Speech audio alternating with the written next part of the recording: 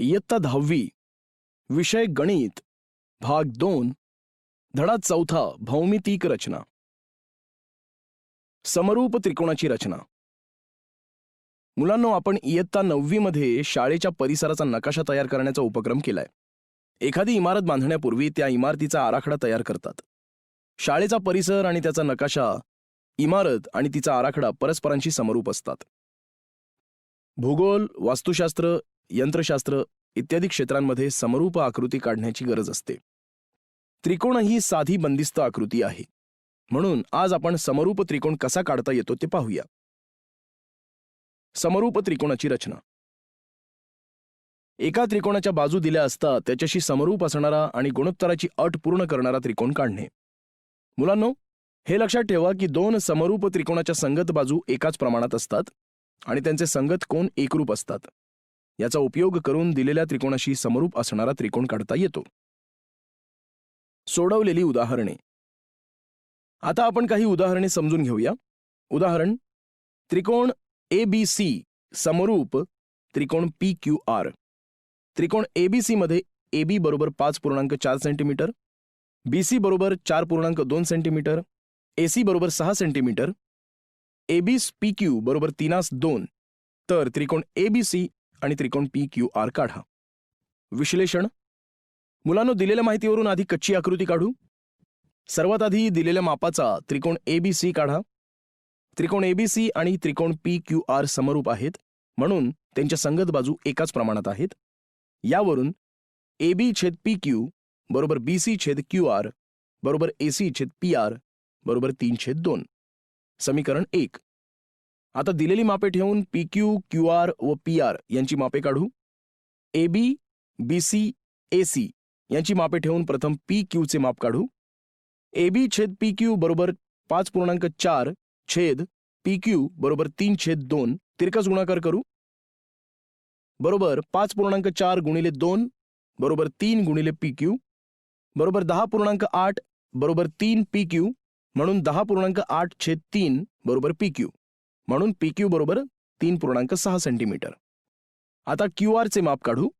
BC/QR बरोबर 3/2 बरोबर 4.2 छेद QR बरोबर 3/2 तिरकस गुणाकार करू. बरोबर 4.2 गुणिले 2 बरोबर 3 गुणिले QR बरोबर 8.4 बरोबर 3 QR बरोबर 8.4/3 बरोबर QR म्हणून QR बरोबर 2.8 सेंटीमीटर.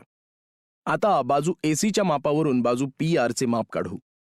AC/PR बरोबर 3/2 बरोबर 6/PR बरोबर 3/2 तिरकस गुणाकार.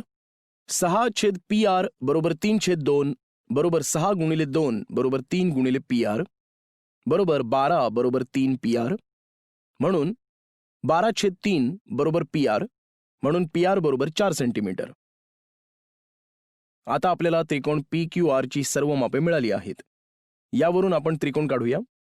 प्रथम 5.4 सेंटीमीटरचा AB हा रेषाखंड काढू. कंपासमध्ये 4.2 सेंटीमीटर एवढे अंतर घेऊन कंपासचे लोखंडी टोक B बिंदूवर ठेवून एक कंस काढून घेऊ. आता कंपासमध्ये 6 सेंटीमीटर अंतर घेऊन A बिंदूवर लोखंडी टोक ठेवून पहिल्या कंसाला छेदणारा कंस काढू व त्याच्या छेदन बिंदूला C हे नाव देऊ. आता दोन्ही बाजू BC व AC जोडून घेऊ. अशा प्रकारे त्रिकोण ABC हा त्रिकोण तयार झाला. आता ही दुसरी आकृती म्हणजे त्रिकोण ABC चा समरूप त्रिकोण PQR काढण्यासाठी प्रथम 3.6 सेंटीमीटर बाजू असलेला रेषाखंड PQ काढू. कंपासमध्ये 2.8 सेंटीमीटर एवढे अंतर घेऊन कंपासचे लोखंडी टोक Q बिंदूवर ठेवून एक कंस काढू. पुन्हा बिंदू P मधून 4 सेंटीमीटर एवढे अंतर घेऊन पहिल्या कंसाला छेदणारा दुसरा कंस काढू. त्यांच्या छेदन बिंदूला R हे नाव देऊ. आता QR व RP दोन्ही बाजू जोडू. अशा प्रकारे त्रिकोण ABC चा त्रिकोण PQR हा समरूप त्रिकोण आहे. मुलांनो, लक्षात ठेवा की या उदाहरणामधील रचनेत दिलेल्या व काढावयाच्या त्रिकोणात सामायिक शिरोबिंदू नव्हता.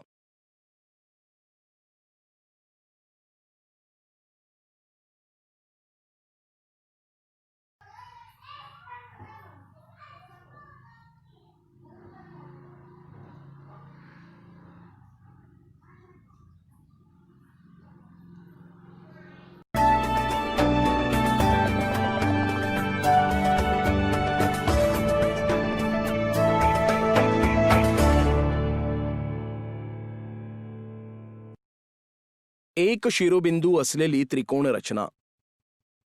मुलांनो, आता आपण जर एक शिरोबिंदू सामायिक असेल तर त्रिकोण रचना कशी करायची ते पाहू. उदाहरण, त्रिकोण एबीसी हा कोणताही त्रिकोण काढा. त्रिकोण एबीसी शी समरूप असणारा त्रिकोण A dash B C dash असा काढा की ए बीस ए डॅश बी बरोबर 5:3 असेल. विश्लेषण, मुलांनो, बी ए ए डॅश तसेच बी सी सी डॅश हे एकरेषीय घेऊ.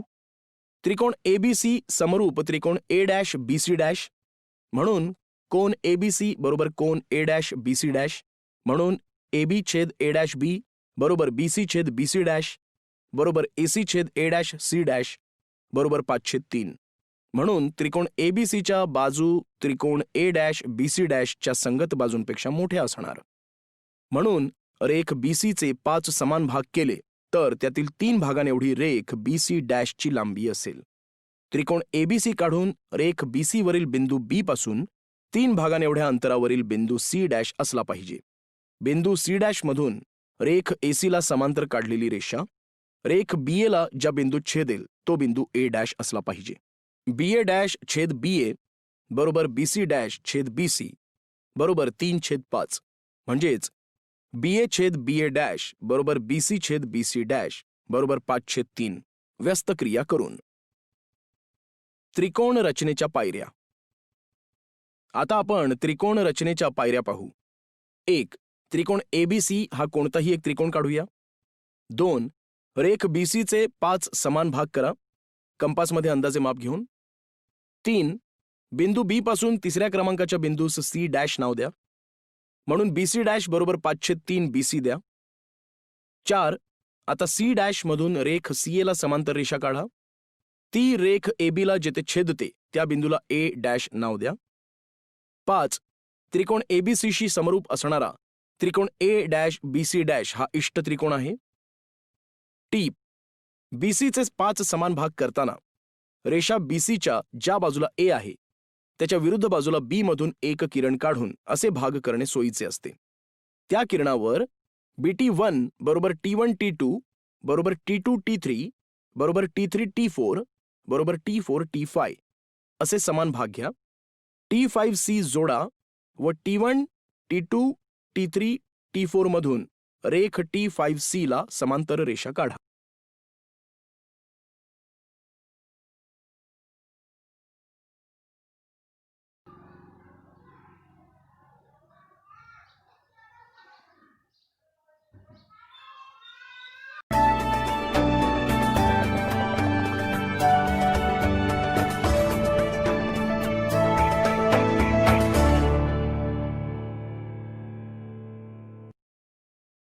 उदाहरण, त्रिकोण एबीसीशी समरूप असणारा त्रिकोण ए डॅश बीसी डॅश असा काढा की एबीस ए डॅश बी बरोबर 5/7 असेल.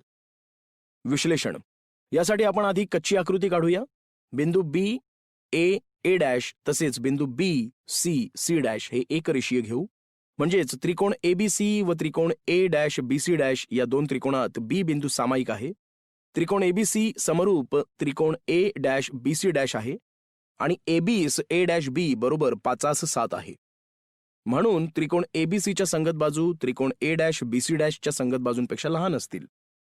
तसेच कोन एबीसी एकरूप कोन ए डॅश बीसी डॅश या बाबी विचारात घेऊन कच्ची आकृती काढू. इथे बीसी छेद बीसी डॅश बरोबर 5/7 आहे, म्हणून रेख बीसीचे 5 समान भाग केले तर त्यातील एका भागाच्या 7 पट रेख बीसी डॅशची लांबी असेल. म्हणून त्रिकोण एबीसी काढून रेख बीसीचे 5 समान भाग करू.